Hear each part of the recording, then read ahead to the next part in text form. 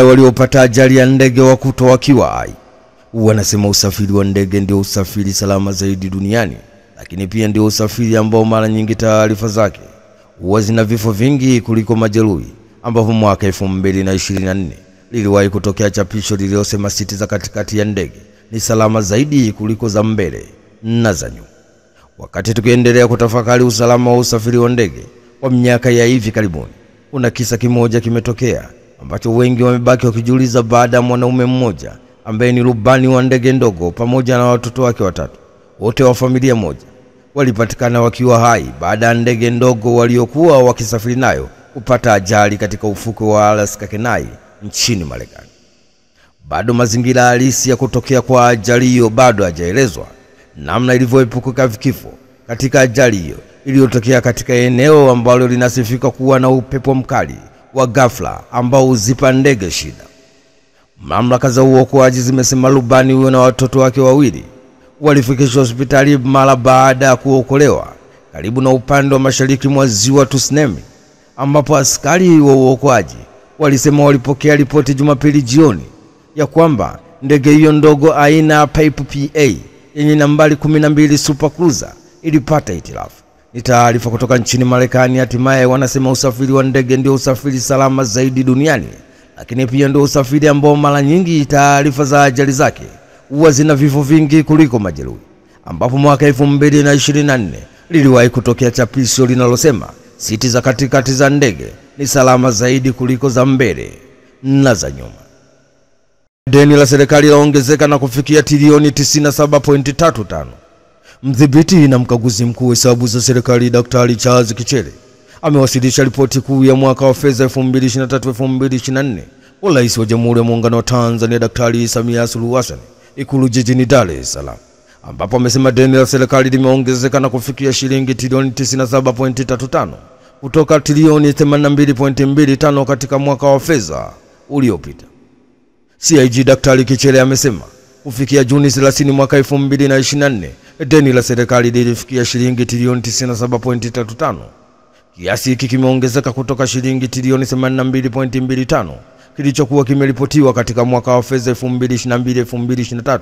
Hii ni sawa na ongezeko la shilingi trilioni 15.1 ambalo ni sawa na 18.36%. Deni hilo linajumuisha deni la ndani la shilingi trilioni 31.95 na deni la nje shilingi 65.40. Tathmini ya uendelevu wa deni la serikali imebaini kuwa deni la taifa bado ni himilivu. Ni taarifa kutoka jijini Dar es Salaam. Hatimaye mdhibiti na mkaguzi mkuu wa hesabu za serikali CIG Daktari Charles Kichele amewasilisha ripoti kuu ya mwaka wa fedha 2023-2024 kwa Rais wa Jamhuri ya Muungano wa Tanzania Daktari Samia Suluhu Hassan Ikulu jijini Dar es Salaam, ambapo amesema deni la serikali limeongezeka na kufikia shilingi trilioni 97.35 kutoka shilingi trilioni 82.25 katika mwaka wa fedha uliopita. Mkuu wa JKT Tanzania aonya wanaogushi saini yake. Mkuu wa Jeshi la Kujenga Taifa JKT Meja Jenerali Rajabu Mabere ametoa onyo kwa baadhi ya watu wanaogushi vyeti vya jeshi hilo pamoja na kugushi saini yake wakitumia katika matumizi mbalimbali, hasa kuomba ajira kwenye vyombo vya ulinzi na usalama. Meja Jenerali Mabere ameyasema hayo wakati akiongea na waandishi wa habari wakati wa ziara yake katika kikosi cha jeshi cha 837 KJ kilichopo mkoani Morogoro. Mabere ameyasema kuwa vijana hao ambao wanafanya uhalifu huo hawajapitia mafunzo ya JKT Tanzania, lakini wanatumia vyeti vya vijana waliopitia mafunzo ya JKT ili wapate ajira, kitu ambacho ni kosa la kisheria.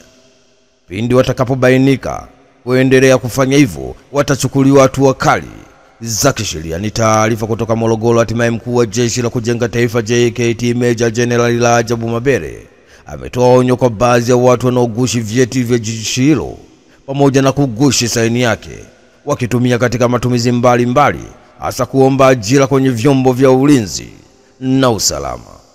TLC imepata hasara shilingi bilioni 224. Mdhibiti na mkaguzi mkuu wa hesabu za serikali CIG Daktari Charles Kichele amewasilisha ripoti kuu ya mwaka wa fedha 2023-2024 kwa Rais wa Jamhuri ya Muungano wa Tanzania Daktari Samia Suluhu Hassan Ikulu jijini Dar es Salaam, ambapo amesema shirika la reli Tanzania TRC ilipata hasara shilingi bilioni 224 ikilinganishwa na hasara shilingi bilioni 102 wa mwaka uliopita. CAG Daktari Charles Kichere amesema shirika la reli Tanzania ilipata hasara shilingi bilioni 224 ikilinganishwa na hasara bilioni 102 mwaka uliopita. Hasara ilichangiwa na kupungua kwa mapato, usafirishaji kutokana na uhaba wa vichwa vya treni na mabewa, pamoja na mvua kubwa zilizosababisha kufungwa kwa njia miezi minne. Shirika lilitumia shilingi bilioni 29.01 ikiwa ni ruzuku kutoka serikalini.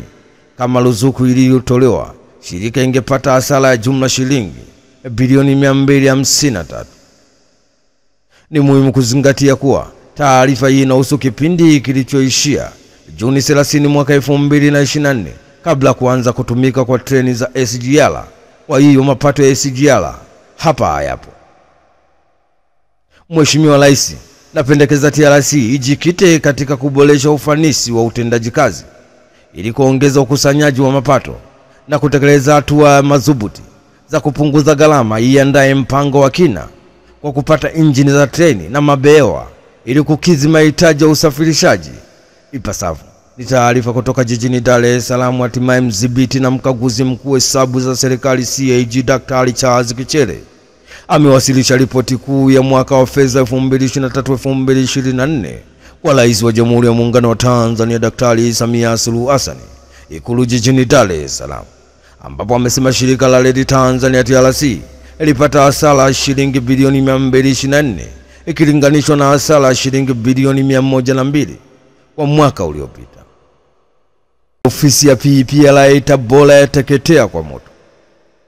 Ofisi ya mamlaka ya udhibiti wa ununuzi kwa umma PPRA kanda ya kati na magharibi iliyopo katika jengo la ofisi ya mkuu wa mkoa wa Tabora imeungua na kuteketeza nyaraka na vitu vingine vilivyokuwa kwenye ofisi hiyo, huku chanzo cha awali cha moto huo kikitajwa kuwa ni hitilafu ya umeme.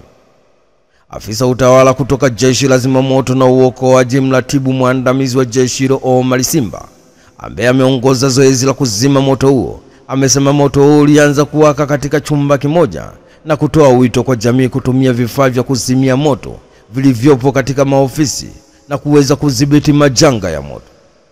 Amesema tulipata taarifa kuwa ofisi ya RC inaungua kwa moto. Tulipofika hapa tumekuta ni chumba kimoja cha ofisi ya PPRA ambacho kilikuwa ni server room.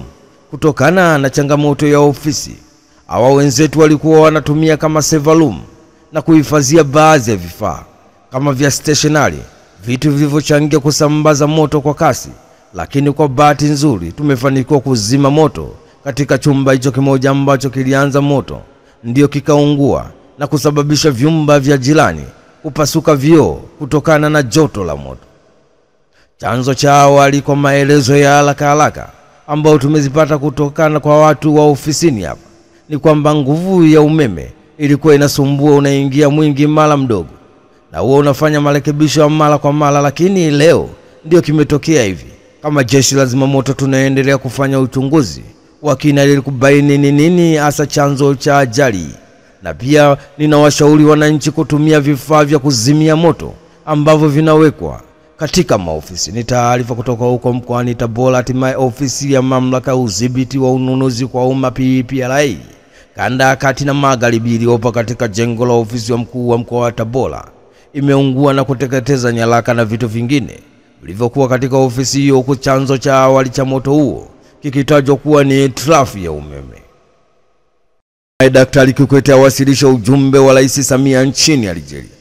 Rais mstaafu wa Tanzania Daktari Jakaya Mrisho Kikwete amewasilisha ujumbe maalum kutoka kwa Rais wa Jamhuri ya Muungano wa Tanzania Daktari Samia Suluhu Hassan kwa Rais wa Jamhuri ya Kidemokrasia ya Watu wa Algeria. Katika mazungumzo yao, viongozi hao wawili walijadili kwa kina kuhusu uhusiano wa muda mrefu wa kindugu kati ya Tanzania na Algeria, wakisisitiza mshikamano na ushirikiano imara ulioanzia enzi harakati za ukombozi wa Afrika. Na waasisi wa mataifa hayo mawili pia wamejadili njia za kuimarisha zaidi uhusiano wa kidiplomasia na ushirikiano katika sekta kama biashara, uwekezaji, elimu, afya na ulinzi.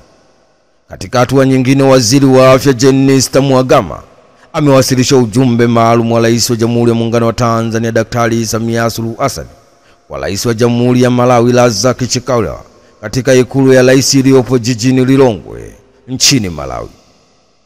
Rais Chakwera amewashukuru sana wa Tanzania na Rais wa Jamhuri ya Muungano wa Tanzania kwa ujumbe huo maalum na kusema Malawi na Tanzania zinaendeleza ushirikiano wa kihistoria uliopo baina ya mataifa hayo mawili. Ni taarifa kutoka kwa nchini Algeria. Rais mstaafu wa Tanzania Daktari Jakaya Mrisho Kikwete amewasilisha ujumbe maalum kutoka kwa Rais wa Jamhuri ya Muungano wa Tanzania Daktari Samia Suluhu Hassan kwa Rais wa Jamhuri ya Kidemokrasia ya Watu wa Algeria. Katika mazungumzo yao, viongozi hao wawili walijadili kwa kina kuhusu uhusiano wa muda mrefu wa kindugu kati ya Tanzania na Algeria, wakisisitiza mshikamano na ushirikiano imara ulioanzia enzi za harakati za ukombozi wa Afrika na waasisi wa mataifa hayo mawili. Pia wamejadili njia za kuimarisha zaidi uhusiano wa kidiplomasia na ushirikiano katika sekta kama biashara, uwekezaji, elimu, afya na ulinzi.